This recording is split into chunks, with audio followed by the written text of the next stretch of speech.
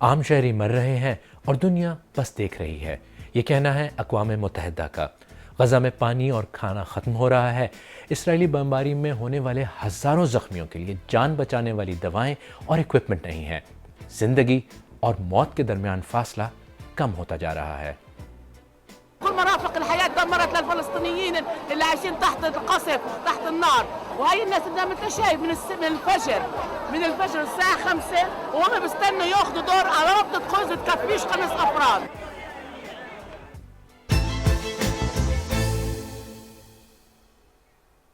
میں ہوں خالد کرامت اور آج بی بی سی اردو کے پروگرام سیربین میں دیکھیں گے کہ ایک طرف سر پر جنگ ہے اور دوسری طرف غزہ میں لوگوں کو زندہ رہنے کے لیے ضرورت کی چیزیں ملنا کیوں مشکل ہو گئی ہیں۔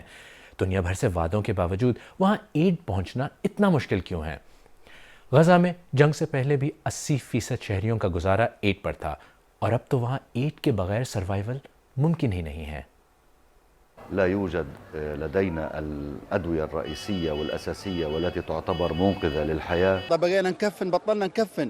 ليش؟ لأنه العدد أكبر. روح شوف هاي، شوف الخيمة حاوية، بيجي 30 والله فوق 40 نفر، أنا وياهم طول الليل، فيش في ولا في مية ولا في كهرباء ولا في أكل حتى. أطفال مشردة هاي في الشوارع، هاي واحد هاي اثنين هاي ثلاثة وأربعة جوا، كلهم مليانين في الضوء، كلهم هذول مرميين في الشوارع، هذول الأولاد صغار، لا أكل ولا شرب ولا ماء. أنا ابني كان عندي ولد صغير هيو 1.5 سنة عمره، لا لقيت له حليب ولا لقيت له إشي أعطيه. والمساعدات هذه اللي بيجيبوها إنها لا جزء بسيط جدا. غزہ تک امداد پہنچنے میں مسائل کو سمجھنے کے لیے سب سے پہلے یہاں کی جغرافی کو سمجھنا ضروری ہے۔ غزہ کے ایک طرف سمندر ہے جس تک غزہ کے لوگوں کو محدود رسائی حاصل ہے، دو طرف سرحد اسرائیل سے ملتی ہے اور ایک جانب مصر سے۔ مصر کے ساتھ سرحد پر رفح کراسنگ وہ واحد جگہ ہے جہاں سے فی الحال امدادی ٹرکس کو گزرنے کی اجازت ہے۔ اس بار کشیدگی بڑھنے کے بعد دنیا بھر کے کئی ممالک ایجنسیاں بشمول اقوام متحدہ نے غزہ کے لیے ایڈ بھیجی ہے، جس میں بہت سا سامان مصر پہنچ گیا ہے۔ اقوام متحدہ کے مطابق اسرائیل کے ساتھ کشیدگی بڑھنے سے پہلے غزہ میں روزانہ 400 سے 500 ٹرکس جاتے تھے۔ رفح کراسنگ کھولنے کے باوجود کئی ٹرک سرحد پر غزہ میں جانے کا انتظار کر رہے ہیں۔ پہلے 3 دنوں میں صرف 54 ٹرکس گزرے ہیں۔ یہ وہاں کی ضروریات کے لیے کافی نہیں۔ ظاہر ہے کہ جتنی غزہ کو امداد کی ضرورت ہے اس کے مقابلے میں یہ مقدار سمندر میں ایک قطرے کے برابر ہے، لیکن ہمیں امید ہے کہ آنے والے دنوں میں اس میں اضافہ ہوگا۔ جو امدادی سامان غزہ پہنچ بھی رہا ہے اس کی تقسیم میں کئی مشکلات ہیں۔ امدادی کارکنان کو ایڈ پہنچاتے ہوئے فضائی بمباری جیسے خطرات کا بھی سامنا ہے۔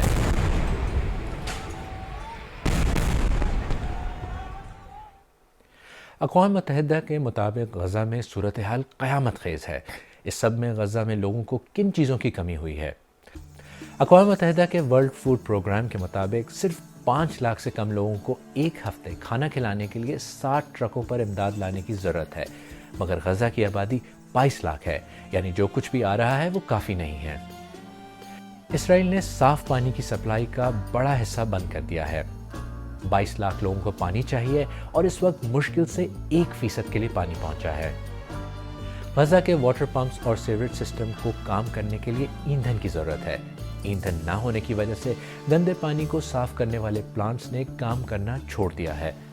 اقوام متحدہ نے خبردار کیا ہے کہ لوگ پانی کے بغیر مرنا شروع ہو جائیں گے، مگر اسرائیل نے ایندھن لے کر جانے پر پابندی عائد کر رکھی ہے۔ غزہ میں کام کرنے والے ڈاکٹرز کے مطابق میڈیکل سپلائز نہیں ہیں اور ایندھن نہ ہونے کی وجہ سے جنریٹرز نہیں چل سکتے جو لائف سیونگ ایکوپمنٹ، انکیوبیٹرز اور سانس لینے والی مشینیں چلا سکیں۔ اب ہسپتالوں کے لیے جان بچانے کا کام ناممکن ہوتا جا رہا ہے۔ ہمارے پاس پین کلر، مورفین اور اینستھیزیا کی اتنی کمی ہے کہ سرجنز کو ان کے بغیر جان بچانے والے آپریشنز کرنے پڑ رہے ہیں، اور اس کی وجہ سے ہر مرحلے پر مشکلات پیش آ رہی ہیں کیونکہ اب لوگوں کی تکلیف کو دور کرنا ناممکن ہو رہا ہے۔ ان میں سے بہت سے بچے ہیں۔ دنیا بھر کے ساتھ ساتھ پاکستان سے بھی کوششیں کی جا رہی ہیں کہ امداد بھیجی جائے۔ پاکستان میں حکومت کے علاوہ نجی ادارے بھی امداد اکٹھی کر رہے ہیں۔ کینڈ فوڈ شامل ہے جس میں ہائیجین کٹ ہے، جس کے اندر بچوں کے لیے جو ہے کہ ضروری سامان ہے، خواتین کی مخصوص ضروریات کا سامان موجود ہے۔ اس وقت ہمیں نقد امداد کی ضرورت ہے۔ NDMA کے ذریعے سے الخدمت امدادی سامان کو پہنچا رہی ہے۔ اس وقت غزہ کا واحد زمینی راستہ تو رفح کا بارڈر ہے۔ زیادہ ضرورت تو ہے امدادی سامان کی، لیکن اس کے ساتھ ساتھ ہم اس وقت میڈکس پہ کام کر رہے ہیں، یعنی پیرامیڈیکل اور ڈاکٹرز۔ ہم نے رجسٹریشن شروع کر دی ہے، اور آپ کو یہ جان کر خوشی ہوگی کہ 24 گھنٹے کے اندر 300 سے زائد سرجنز اور جو ہے کہ ڈاکٹرز نے جو اپنے آپ کو رجسٹر کروایا، اس میں 40% خواتین ڈاکٹرز شامل ہیں۔ کسی بھی جنگ کے دوران سویلین سب سے زیادہ نقصان اٹھاتے ہیں۔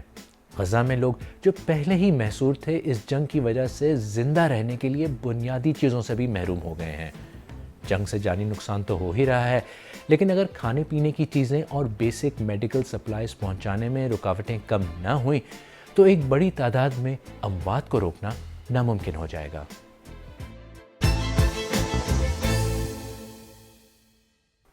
اگر آپ کو ہمارا پروگرام پسند آیا تو ویڈیو کو لائک کریں، ہمارے یوٹیوب چینل کو سبسکرائب کریں، بیل آئیکن پر کلک کریں اور اپنی رائے نیچے کامنٹ سیکشن میں ضرور دیں۔